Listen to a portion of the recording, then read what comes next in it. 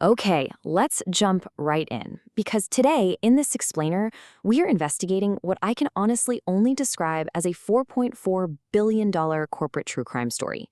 We're going to look at one of the most catastrophic leadership and project management failures in modern history. But here's the real kicker.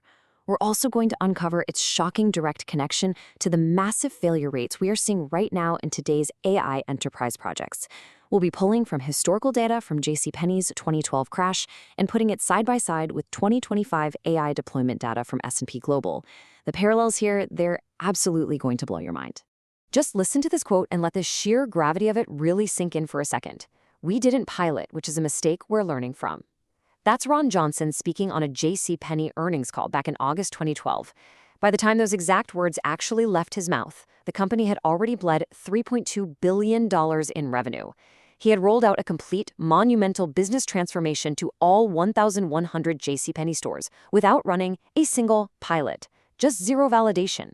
Literally thousands of jobs and billions of dollars hinged on a complete guess. Now, what makes this whole failure truly fascinating is who we're actually talking about here. You might hear that quote and immediately think, well, Ron Johnson was just an incompetent leader, but he absolutely wasn't. Before arriving at JCPenney, he was the visionary genius behind Apple Retail. I mean, he invented the Genius Bar. He turned hardware stores into cultural destinations, building a retail empire that generated a staggering $6,000 in revenue per square foot. That was the highest of any specialty retailer in the US. So how does a certified retail genius make a multi-billion-dollar mistake? Well, that is the fascinating project management mystery we're about to solve. To crack this case, we need to define the exact project management mechanism at the heart of this collapse. In project management doctrine, this is called an assumption transfer failure. This happens when you copy a working model from one context and literally just paste it into an entirely different context without validating if it actually fits. Ron Townsend assumed that honest permanent pricing, so no sales, no coupons, which worked beautifully at Apple, would work at JCPenney. But Apple was a market-creating context, right? Customers went there to discover new things. JCPenney, on the other hand, was a market-serving context. Their existing customers had deeply ingrained shopping habits. He essentially just blindly pasted his Apple strategy onto a completely different demographic. And here is the forensic evidence proving he really should have known better. According to Bloomberg Businessweek, JCPenney's own pre-launch data showed that 70% of their revenue was generated specifically on promotional merchandise. 70%. The data was right there. But instead of validating this reality, the leadership team just decided that coupons were a manipulation that customers secretly hated. Well, spoiler alert, they didn't. For a JCPenney shopper, a coupon isn't some manipulation. It is the purchase trigger. It's that neurological event that tells them, hey, now is the right time to buy. So by removing it, they remove the core reason their customers even walk through the front doors. So what happens next is the really crucial part. When you look at the data sourced directly from JCPenney's SEC Form 10-K, you see this immediate, accelerating quarterly rejection of their unpiloted fair and square rollout. Q1 revenue dropped 18.9%. Then Q2 dropped 22.6%. By Q3, down 26.1%. Now, normal business transformations usually see an early dip, then a stabilization period, and then a recovery. But this was pure accelerating rejection. If they had just run a tiny pilot in Q1, they would have caught this undeniable trend before it basically destroyed the entire business. But wait, because it actually gets worse. As you can imagine, panic set in. The strategy was clearly failing, so leadership made this frantic decision to reverse course. But here is the absolute most shocking part of the whole timeline. They decided to reintroduce sales in July 2012 and then launch month-long values nationally in February 2013. And guess what? They deployed the reversal nationally without a pilot too. No way, right? This second unvalidated move just confused customers even more. It compounded that initial assumption transfer failure and led directly to Ron Johnson being fired in April 2013. Okay, so this brings us to exactly why we're studying a 2012 retail collapse today. On one side of history, you have an unvalidated 1,100-store retail launch. On the other side, today's unvalidated enterprise AI rollouts. Now, obviously, the technology has changed, the industry has changed, but the exact same project management failure mechanism is causing an absolute crisis in how modern corporations are deploying artificial intelligence. We are literally watching the exact same unvalidated strategy rollouts happen all over again, but this time it's happening inside our tech stacks.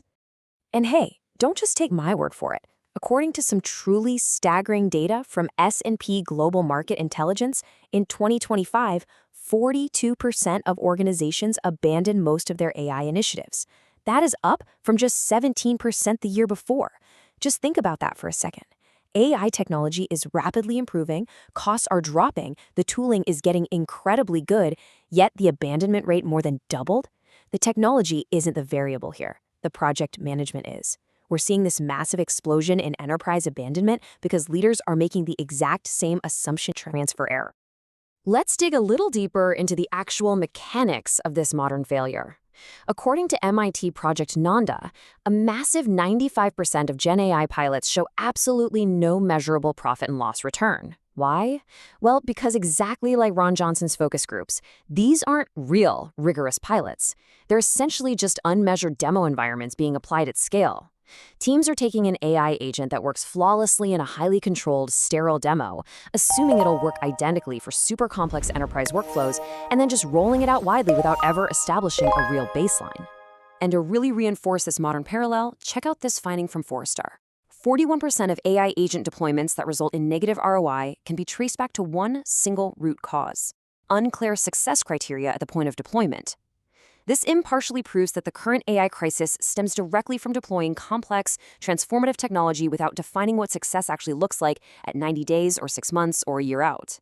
It is the exact modern equivalent of saying, we didn't pilot, which is a mistake we're learning from. Okay, so the big question, how do we actually avoid this? Let's transition over into the actionable resolution.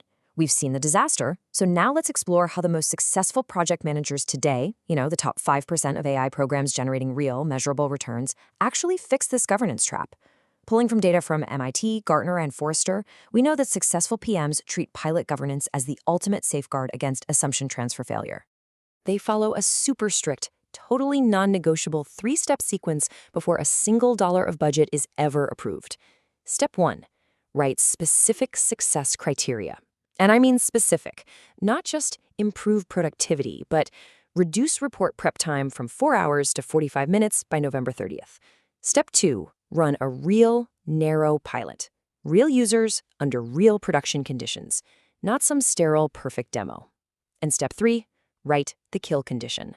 This sequence ensures you know exactly what the tech is supposed to do, tests it in reality, and most importantly, gives you a ripcord to pull if it fails. Now, what's absolutely vital here is that step 3, the kill condition. Honestly, this is the most crucial and somehow the most ignored part of the whole process. A kill condition is a specific, pre-written metric threshold below which a program stops. Not pauses to recess, it stops. It is literally the only structural mechanism that creates clear, undeniable organizational permission to halt a failing strategy before it hits a catastrophic $4.4 billion scale. Let's just apply this directly back to JCPenney to see the mathematical difference. Instead of risking 100% of their footprint across 1,100 stores all at once, they should have run a pilot in just 33 stores, risking only 3% of their business. A 3% pilot with a strict kill condition would have definitively proven the assumption transfer failure by April 2012, long before billions of dollars and 19,000 jobs were lost. And the exact same math applies to your AI rollouts today. Test on 5% of your users before risking 100% of your budget. So the really crucial takeaway we are left with is this. AI isn't failing because the tech is bad. It's failing because we somehow forgot how to govern digital transformation. We've basically replaced rigorous pilots with unmeasured optimism. So I want to leave you with this provocative question as we wrap up this explainer. Have you actually written the kill condition for your next AI project? Take a hard look at your own governance today, define what failure looks like in writing, and make absolutely sure you and your company don't become the subject of our next multi-billion-dollar case study. Thanks for joining me to explore this data.